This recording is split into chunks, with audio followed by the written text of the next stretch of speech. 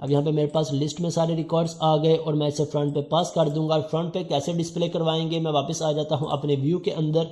अब यहाँ पे आके हम फॉर ईच लूप को यूज़ नहीं करेंगे, यहाँ से आके हम यूज़ कर लेते हैं फॉर लूप को। यहाँ पे हमें 3 वैल्यूज़ चाहिए, एक वैल्यू, एक टेक्स्ट और एक सिलेक्टेड आइटम, जिसके साथ हमने चेक बॉक्स को बाइंड करना है। तो मैं यहाँ से आके फॉर को यूज़ कर लेता हूँ model dot interest list dot count, और इसके बाद यहाँ से इस कोड को कॉपी किया। कॉपी करने के बाद यहाँ पे इसे पेस्ट कर देते हैं, और पेस्ट करने के बाद मैं इन सब को यहाँ से रिमूव करवाता हूँ। ये मेरे चेक बॉक्स का वो बॉक्स है जो हमारा डिस्प्ले हो रहा होता है, और इसके बाद ये हमारा लेबल है जो हमारा साइड लेबल आ रहा होता है। और यहाँ पे आके आइटम डॉट टेक्स्ट की बजाय अब मॉडल डॉट इंटरेस्ट लिस्ट, और इस इंटरेस्ट लिस्ट में से हर एक रो 1 बाय 1 मेरे पास आ जाएगी। किस तरह से, फर्स्ट इंडेक्स पे फर्स्ट रिकॉर्ड, फर्स्ट इंडेक्स पे फर्स्ट रो, सेकंड इंडेक्स पे सेकंड रो, थर्ड इंडेक्स पे थर्ड रो। अब इस रो में से मुझे ये कॉलम चाहिए या ये कॉलम चाहिए, जो सा कॉलम चाहिए हम डॉट लगा के आसानी से गेट कर सकते हैं। मैं कंट्रोल स्पेस प्रेस करता हूँ तो मेरे पास, या डॉट प्रेस करूँ, मेरे पास इसकी प्रॉपर्टीज़ आ गई। मुझे टेक्स्ट डिस्प्ले करवाना है, वैल्यू डिस्प्ले करवानी है, या सिलेक्टेड को डिस्प्ले करवाना है। मुझे यहाँ से टेक्स्ट डिस्प्ले करवाना है, सो मैंने टेक्स्ट को चूज़ कर लिया। और चेक बॉक्स के साथ, चेक बॉक्स हमारे चेक या अनचेक की प्रॉपर्टी को इम्प्लीमेंट करता है। सो इसके लिए हम यहाँ पे आके मॉडल डॉट इंटरेस्ट लिस्ट, जो सा भी इंडेक्स होगा, डॉट सिलेक्टेड, अगर हम इसे सिलेक्टेड वैल्यू पास करेंगे तो ये चेक बॉक्स का जो बॉक्स होगा वो चेक हो जाएगा। अगर हम इसे सिलेक्टेड में फॉल्स पास करेंगे तो ये हमारा फॉल्स हो जाएगा। अब इसके साथ हमें एक और प्रॉपर्टी चाहिए, जब यूज़र जहाँ से अब हमारे व्यू में से वैल्यूज़ चेक करके सबमिट पे क्लिक करेगा तो वो सारी वैल्यूज़ किसके साथ बाइंड होंगी, क्योंकि हमने यहाँ पे उन वैल्यूज़ के लिए वैल्यू को यूज़ नहीं किया। हम यहाँ पे टेक्स्ट डिस्प्ले करवा रहे हैं, और चेक बॉक्स के चेक अनचेक होने के लिए हम सिलेक्टेड प्रॉपर्टी को यूज़ कर रहे हैं। तो इसके लिए मैं यहाँ पे आके एक और इनपुट टाइप हिडन की क्रिएट कर देता हूँ, जिसके अंदर हम अपनी वैल्यू को सेव करवाएंगे, ASP फॉर, और यहाँ पे आके model dot interest list of I dot value. अब हमारे पास चेक बॉक्स में कभी भी किसी भी तरह की कोई भी कन्फ्यूजन नहीं आएगी। हो सकता है स्टार्टिंग में आपको थोड़ा सा कन्फ्यूजिंग लग रहा हो, थोड़ी सी समझ ना आ रही हो, लेकिन ये कॉन्सेप्ट अपने पास कहीं पे लिख लें, नोट कर लें। हर एक एप्लीकेशन में सेम सिंटैक्स ही यूज़ होगा। As it is radio buttons की फंक्शनैलिटी वर्किंग कर रही होगी, as it is drop down की फंक्शनैलिटी होगी, और as it is check boxes की फंक्शनैलिटी होगी। हम इसमें इम्प्लीमेंट कर रहे होंगे। मैं इस फॉर को यहाँ पे रिमूव कर देता हूँ। अब हम चेक कर लेते हैं कि किस तरह से हमारे पास ये रिकॉर्ड इसमें सेंड हो रहे हैं और किस तरह से फ्रंट एंड पे डिस्प्ले हो रहे हैं। मैं यहाँ पे आके एक ब्रेक पॉइंट लगा लेता हूँ इस सेक्शन पे, और इसे रन करते हैं। ओके, यूज़र में आके मैं आ जाता हूँ क्रिएट यूज़र, और यहाँ से F10 की, और मेरे पास रेडियो बटन्स डिस्प्ले हो गए। इसके बाद इंटरेस्ट लिस्ट, मेरे पास जितने भी रिकॉर्ड्स हैं इंटरेस्ट के अंदर 1 2 3 4 सारे इंटरेस्ट आ गए। अब इन सब को 1 बाय 1 करके रीड करना है, और जो फॉर्मेट हमें अपने फ्रंट एंड पे या व्यू पे चाहिए उस फॉर्मेट में इसे ऐड करवा देना है। सो फर्स्ट रिकॉर्ड रीड हुआ, एलिमेंट में मेरे पास C# आ गया, वो हमने इस लिस्ट के अंदर ऐड करवा दिया। अब next time next element read हुआ, अब हमारे पास क्या वैल्यू आ रही है, जावा आ रहा है, तो जावा को हमने रीड किया और इस एलिमेंट में असाइन करवा दिया, और इस एलिमेंट को हमने ऐड करवा दिया इस लिस्ट में। अब इस लिस्ट के अंदर अगर मैं माउस ओवर करता हूं तो कितने वैल्यूज़, कितनी प्रॉपर्टीज़ आ चुकी हैं, 2 प्रॉपर्टीज़, 0 इंडेक्स और 1 इंडेक्स। जिसे भी मैं एक्सपेंड करूँगा मैं उसके रिकॉर्ड्स को चेक कर सकता हूँ। ओके, नेक्स्ट टाइम रीड हुआ, थर्ड एलिमेंट आ गया, नेक्स्ट टाइम रीड हुआ तो अब हमारे पास ASP.NET एलिमेंट आ गया, और लिस्ट के अंदर हमारे पास 4 के 4 रिकॉर्ड्स आ गए, और ये लिस्ट हमने असाइन कर दी अपने इस ऑब्जेक्ट प्रॉपर्टी को, और इसके थ्रू हम इसे व्यू में डिस्प्ले करवा लेंगे। मैं यहाँ से कंटिन्यू कर देता हूँ, तो मेरे पास C#, जावा, PHP, ASP.NET आ गए।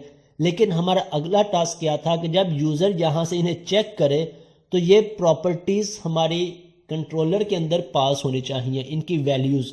मैं सेव पे क्लिक करता हूँ, अब देखते हैं हमारे पास क्या पास हो रहा है। मॉडल को एक्सपेंड किया, और इंटरेस्ट लिस्ट में मेरे पास 4 की 4 पास हो रही है। अगर मैंने एक्सपेंड करता हूँ तो मेरे पास फर्स्ट पे पास हो रही है, वैल्यू 1 और सिलेक्टेड क्या वैल्यू थी इसकी, अगर तो यूज़र ने चेक किया था तो सिलेक्टेड में मेरे पास ट्रू आ गया।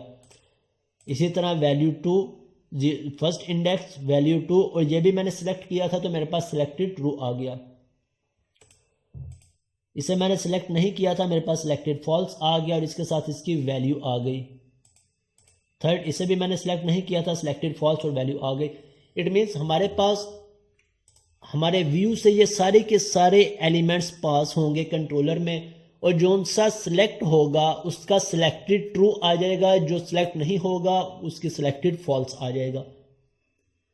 क्या हम इस लिस्ट में से अपने सिलेक्टेड एलिमेंट्स को सेग्रीगेट कर सकते हैं, अलग कर सकते हैं, आसानी के साथ कर सकते हैं। किस तरह से, मैं यहाँ पे आके मॉडल स्टेट और model dot interest list equal to, अगर हम इस पर वेयर कंडीशन लगा लें इंटरेस्ट लिस्ट डॉट वेयर और यहाँ पे आके where selected double equal to true, तो अब हमारे पास जोन से यूज़र ने सिलेक्ट की होगी लिस्ट वो एलिमेंट आ जाएंगे। अगर यूज़र ने 2 एलिमेंट सेलेक्ट किए हैं तो हमारे पास इनकी आईडीज आ गई, अगर यूज़र ने 1 एलिमेंट सेलेक्ट किया है तो इसकी आईडी आ गई। जितने भी एलिमेंट सेलेक्ट किए होंगे उनकी आईडीज हमारे पास आ जाएंगी। अब आईडीज तो हमारे पास आ गई, हम इसे यहाँ पे इंसर्ट कैसे करवाएंगे, हम रिकॉर्ड इंसर्ट कैसे करवाएंगे, क्योंकि यहाँ पे अब हमने 2 टेबल्स में रिकॉर्ड इंसर्ट करवाना है। कौन से 2 टेबल्स में, एक यूज़र के टेबल में और एक यूज़र इंटरेस्ट में। पहले हमने ये डिसाइड करना है कि किस टेबल में रिकॉर्ड पहले इंसर्ट होगा। अगर मैं यूज़र इंटरेस्ट में पहले इंसर्ट करवा देता हूँ तो इसमें मेरे पास यूज़र इंटरेस्ट आईडी का कॉलम तो ऑटो जनरेट है, ऑटो जनरेट हो जाएगा। इंटरेस्ट आईडी मेरे पास यहाँ से आ रही है, मेरे पास जोन सी यूज़र ने इंटरेस्ट सेलेक्ट किए होंगे यहाँ से मेरे पास इसमें इंटरेस्ट आईडी आ गई, लेकिन यूज़र आईडी का कॉलम मेरे पास नहीं है। यूज़र आईडी कब आएगी, जब यहाँ पे एक नया यूज़र इंसर्ट होगा, उसकी जो आईडी आएगी वो आईडी हमने यहाँ पे इंसर्ट करवानी है। क्यों, क्योंकि 5th नंबर यूज़र या 6th नंबर यूज़र जो सा भी यूज़र होगा उसके ये इंटरेस्ट उसके अकॉर्डिंग ऐड होंगे। इट मीन्स पहले मैंने किसका रिकॉर्ड इंसर्ट करवाना है, यूज़र का, और यूज़र के बाद यूज़र इंटरेस्ट आईडी का। तो इंसर्ट करवा लेते हैं। यहाँ से अब मेरे पास यूज़र इंटरेस्ट आ गए, सॉरी यूज़र का रिकॉर्ड आ गया। यूज़र का रिकॉर्ड आने के बाद अब जोन सा भी यूज़र यहाँ से ऐड हो जाएगा उसकी आईडीज़ हमारे पास इस मॉडल की यूज़र आईडी में ऑटोमेटिकली पॉपुलेट हो जाएगी। एंट्री फ्रेमवर्क की बेसिक या डिफ़ॉल्ट फंक्शनैलिटी है कि इस मॉडल के अंदर जब क्रिएट कर रहे होंगे हमारी यूज़र आईडी 0 होगी, लेकिन जैसे ही ये रिकॉर्ड डाटाबेस में इंसर्ट हो जाएगा तो बाय डिफ़ॉल्ट इसकी आईडी असाइन हो जाएगी। किस तरह से, लेट्स से ज़रा चेक कर लेते हैं इसे। मैं जाता हूँ क्रिएट में और यहाँ से आके लेट्स से मैं एक नया रिकॉर्ड इंसर्ट करता हूँ जेम्स के नाम से, जेम्स, और सेव पे क्लिक किया। अब F10 फर्दर F10 और यहाँ पे मेरे पास एक चेकबॉक्स की वैल्यू आ गई, जो सा हमने यहाँ से चेक किया था C#। हम देख लेते हैं क्या इसकी प्रॉपर वैल्यू आई है, हमारे पास वैल्यू 1 आ गई। ओके, फर्दर नेक्स्ट गए, नेक्स्ट। अब ये रिकॉर्ड डाटाबेस के अंदर इंसर्ट हुआ। मैं यहाँ से डाटाबेस में चेक कर लेता हूँ कि क्या जेम्स इंसर्ट हो चुका है। कंट्रोल S प्रेस किया, मेरे पास जेम्स, और जेम्स की आईडी क्या आई है 9। अब यहाँ पे जैसे रिकॉर्ड इंसर्ट हुआ तो मॉडल डॉट यूज़र आईडी को बाय डिफ़ॉल्ट एंट्री फ्रेमवर्क जो भी आईडी होगी वो असाइन कर देगा। सो हमें यहाँ पे एक अलग से क्यूरी नहीं लिखनी पड़ेगी इसकी आईडी गेट करने के लिए। जैसे ये लाइन्स ऑफ स्टेटमेंट एग्जीक्यूट होंगी, इस मॉडल की प्रॉपर्टी यूज़र आईडी में हमारे पास इसकी इंसर्टेड आईडी ऑटोमेटिकली असाइन हो जाएगी। सो हमारी ये हेडेक भी ख़त्म हो गई। ओके, यहाँ पे हमने यूज़र में इंसर्ट करवा लिया। अब हमने इस टेबल में कैसे इंसर्ट करवाना है यूज़र इंटरेस्ट में, इस लास्ट टेबल में। क्या हमारे पास इस टेबल की वैल्यूज़ एज एक्सपेक्टेड आ रही है? हम यहाँ से सिर्फ एक क्यूरी लगाएं context dot user interest dot add और इसे मॉडल असाइन कर दें और कॉन्टेक्स्ट डॉट सेव चेंजेस कर दें तो इस टेबल में भी रिकॉर्ड इंसर्ट हो जाए।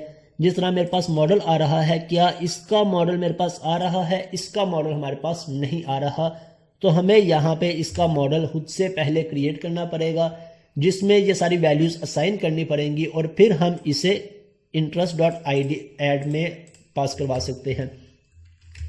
तो मैं यहाँ से आके इसके मॉडल को वैल्यूज असाइन कर देता हूँ यूज़र इंटरेस्ट इक्वल टू, अगर मेरे पास सिंगल रिकॉर्ड होता तो मैं यहाँ से सिंगल ऑब्जेक्ट क्रिएट करता।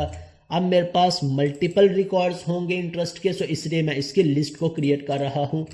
और लिस्ट को क्रिएट करने के बाद अब हमने इसमें रिकॉर्ड कैसे इंसर्ट करवाना है, user interest dot add user, इसे मैं यूज़र इंटरेस्ट लिस्ट का नाम दे देता हूँ ताकि थोड़ा सा डिफ्रेंशिएट हो सके। ऐड, और ऐड करने के बाद न्यू रिकॉर्ड, और न्यू रिकॉर्ड कौन सा होगा हर दफ़ा हमारा। अब इसके अंदर कंट्रोल स्पेस प्रेस करूँगा, मुझे कौन कौन सी प्रॉपर्टीज़ चाहिए, एक इंटरेस्ट आईडी और यूज़र आईडी। यूज़र आईडी मेरे पास आ गई इस मॉडल की यूज़र आईडी, सो मैं यहाँ से कर लेता हूँ मॉडल डॉट यूज़र आईडी। और नेक्स्ट हमें चाहिए इंटरेस्ट आईडी। अब इंटरेस्ट आईडी इसमें कैसे लिखेंगे, इंटरेस्ट मुझे यहाँ से 1 बाय 1 करके गेट करना पड़ेगा। इसके अंदर एक इंटरेस्ट होगा, 2 इंटरेस्ट आईडीज़ होंगी, 3 इंटरेस्ट आईडीज़ होंगी। सो अगेन हमारे पास मल्टीपल रिकॉर्ड्स हैं, हमने रीड करना है, तो हम यहाँ से फॉर ईच लूप को यूज़ कर लें। फॉर ईच, और फॉर ईच किस पे लगाएंगे, मॉडल डॉट इंटरेस्ट पे। और अब यहाँ से आके मैं इस लाइन को फॉर ईच में ले जाता हूँ और यहाँ पे कंट्रोल स्पेस प्रेस करके आइटम डॉट जोन से भी आईडी आ रही होगी वैल्यू इसके अंदर हमारे पास आ जाएगी। मेरे पास एरर आ गया, एरर किस चीज़ का आया है, कास्टिंग का एरर आया है। और कन्वर्ट डॉट 32 और यहाँ पे मेरे पास इंटरेस्ट ऐड हो गया। अब ये इस इंटरेस्ट में से हम 1 बाय 1 करके इंटरेस्ट रीड करेंगे और इस यूज़र इंटरेस्ट के मॉडल में उसे पॉपुलेट करवाते जाएंगे। और एट द एंड इस इंटरेस्ट को हम पास करवा देंगे अपने इस मॉडल के अंदर। और यहाँ से हमारे पास हम बात कर चुके हैं, अगर हमारे पास सिंगल ऑब्जेक्ट होगा हम यहाँ से ऐड को यूज़ कर लेंगे, अगर मल्टीपल ऑब्जेक्ट्स होंगे तो हमारे पास एक और फंक्शन है ऐड रेंज का। सो अब इसे चेक कर लेते हैं कि क्या हमारी ये functionality logic as expected work कर रही है या नहीं।